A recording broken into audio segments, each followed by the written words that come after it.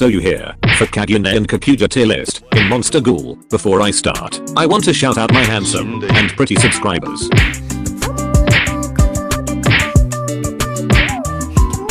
That's enough, let's start. First, Kaneki Ken stage 1. For me this Kagune is not much good for farming, but this Kagune have knockback skill, so I put this on C tier. Next is Kaneki Ken stage 2. This stage is not enough good for farming, but this stage has stun power, so I put this on C tier. Next is Kaneki Ken stage 3. This stage is slightly good for farming, because this stage have grab skill, and this stage is a Kakuja, so I will put this on B tier. Next is Kaneki Ken stage 4. This stage looks really cool, and slightly good for farming, and this stage is a Kakuja, so I will put this on B tier. Next is Kaneki Ken stage 5. This stage is like spider, and looks really cool, and this stage is a Kakuja, and this one is good for farming, and for PvP it depends how you use it, so I put this on a tier. Next is Nishiki Nishio stage 1. This one is not really good for farming, and I don't recommend this to buy, so I will put this on D tier, and same as stage 2 of Nishiki Nishio, I will put this too on D tier. Next is Tauka Kagune. This Kagune is really good at farming normal NPC and bosses. I recommend to buy this Kagune if you're newbie in game, so I will put this on SS tier. Next is Tsukiyama Kagune. I don't recommend to buy this Kagune, so I will put this on D tier. Next is Takizo Kagune. This Kagune is much good for farming NPC and bosses, so I will put this on SS tier.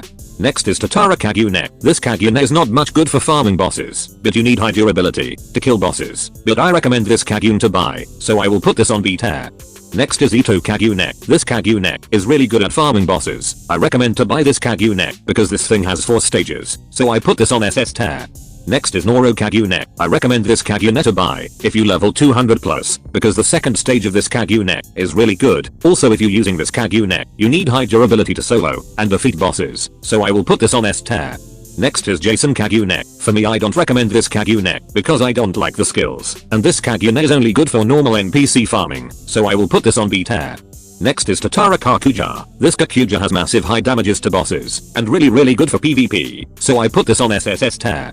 Next is Jason Kakuja. This one is really good for farming bosses, and for PvP is much good too, but for me I only put this on SS tier. Next is Ito Kakuja 2. I suggest this Kakuja for PvP, and for fighting bosses is really good too, so I will put this on SSS tier.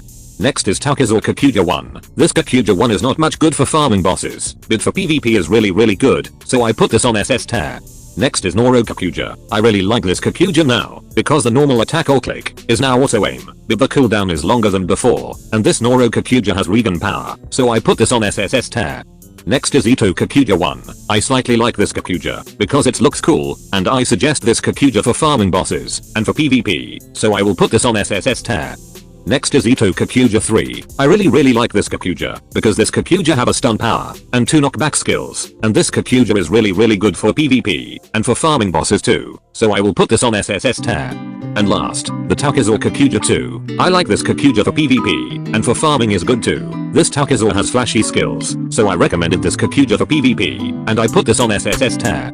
So for me that's my tier list, so you can comment below your thought about my tier list. So this is the end of video.